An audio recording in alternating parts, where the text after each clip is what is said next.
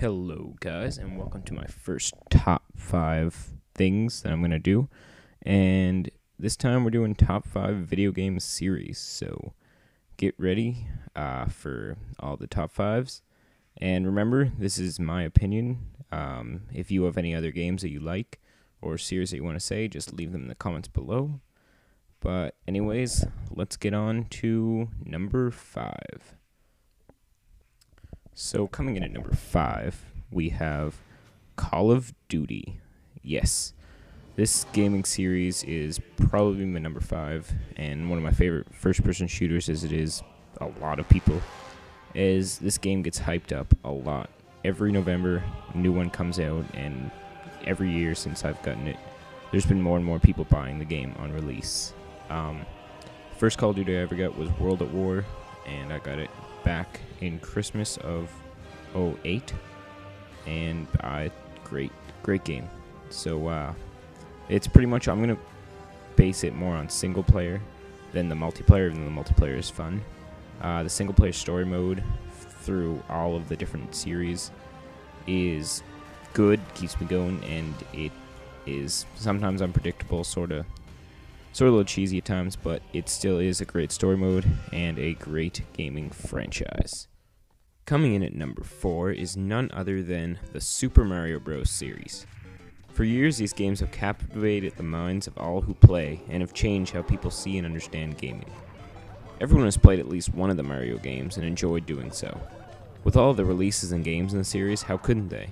Counting every game Mario appears in, there are over 200 games and growing.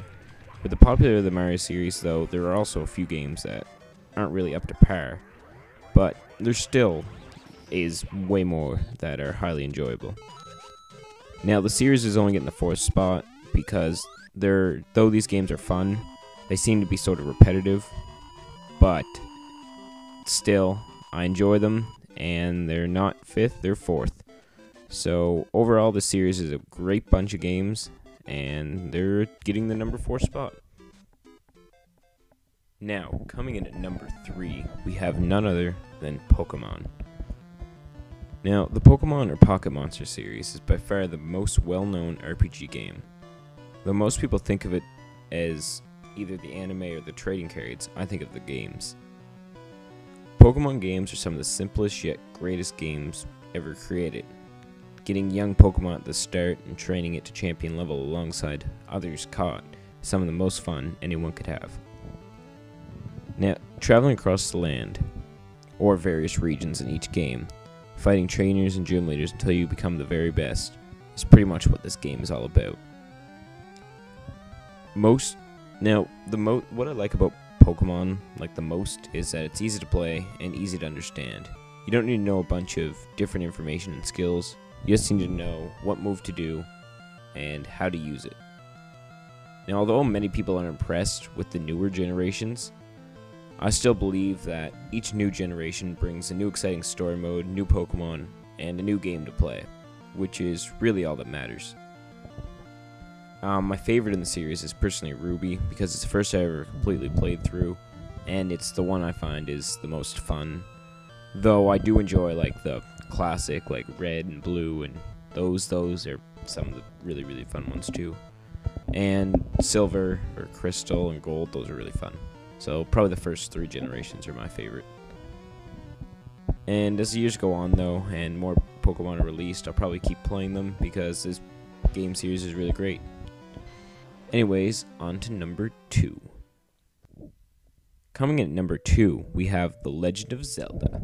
The Zelda series is a monument in gaming history. It puts together action and puzzles games, creating some of the most playable games out there. From the first game on the NES to what we have now on the Wii, leaves few disappointed. Though the timeline of the stories in the series is a little confusing, we still love all our pointy-eared friend, Link. Link, the hero of time and all of Hyrule, is one guy not to mess with, even though he's more like 20 different guys. I'm not going to go into that. Anyways, fighting and destroying Ganon every chance all the Links get is quite a feat, for they're only 10 to 17 years old. I'm pretty sure, if my memory is correct on all the games and whatnot. But my favorite in the series is, you guessed it, not Ocarina of Time, but The Wind Waker. Although Ocarina of Time is probably one of the greatest games, if not the greatest ever made, well, in my opinion. There's one other game that's better than it. But still, if it's not the greatest, everyone loves Ocarina of Time. Once you play that game, all other games seem boring. That's what they should have put on a picture. I'm not going to go into that now, but The Wind Waker is my favorite game. Legend of Zelda Wind Waker sort of goes away from the flock and puts the world outside of Hyrule and onto a brand new plane in which we can play and get along. Plus, there's no Navi who goes, "Hey, listen!" And it's Navi. No one. Oh, Navi's annoying. But yeah, so it may also be the last in the series, as if the timeline is actually right. But I'm not going to spoil why. Anyways, Zelda is a fantastic gaming series and deserves this number 2 spot. Now on to number 1. Now before we move on though, I just want to say that I didn't include a series that you didn't enjoy. Like if I didn't include one that you like and think should be on this list, or this way I have these orders isn't right, just comment down below and I'll check out that game or the way you have it ordered and see how it goes.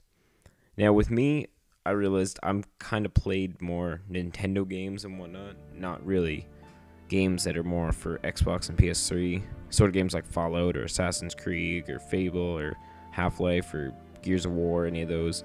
I haven't really played a lot of those games, so I couldn't really make the series with those games. But those get honorable mentions for the one I did play, because those are some fun games there. Anyways, we're going to move on to number 1 now. Finally, coming in at number 1, the one you've always been waiting for, is the Mother series. Now, you may not have heard of what the series is, but it's by far the greatest video game series I've ever played, and probably will ever play. Now, it's a trilogy of games, so it's only 3. Well, yeah, you probably knew that. But then only one of those 3 was released in North America, which was Earthbound, or Mother 2, my personal favorite of the 3. It was released for the SNES in 1995, the year I was born, which may be why I like it, who knows. Around 5 years ago, Mother 3 was released, in Japan only, and 2 years after that, a group of fans made a translation of it, so it could be played in English, which is fantastic, because I don't know Japanese. Now, other than the first game was released for NES about, I don't know how long ago. I only played that one once, and it's my least favorite of the 3, but it's still fun. Now, if you're still wondering what these games are all about, if you ever played Super Smash Bros. And you know the characters Lucas and Ness, well, they star in these games. Now, in Earthbound, my personal favorite, you play as Ness, a young boy who wakes up because a meteorite crashed outside his house. And he goes out to check it out, and a bee from the future tells him that there's an evil guy named Gygus, and Ness and 3 others are the only ones that can save the planet.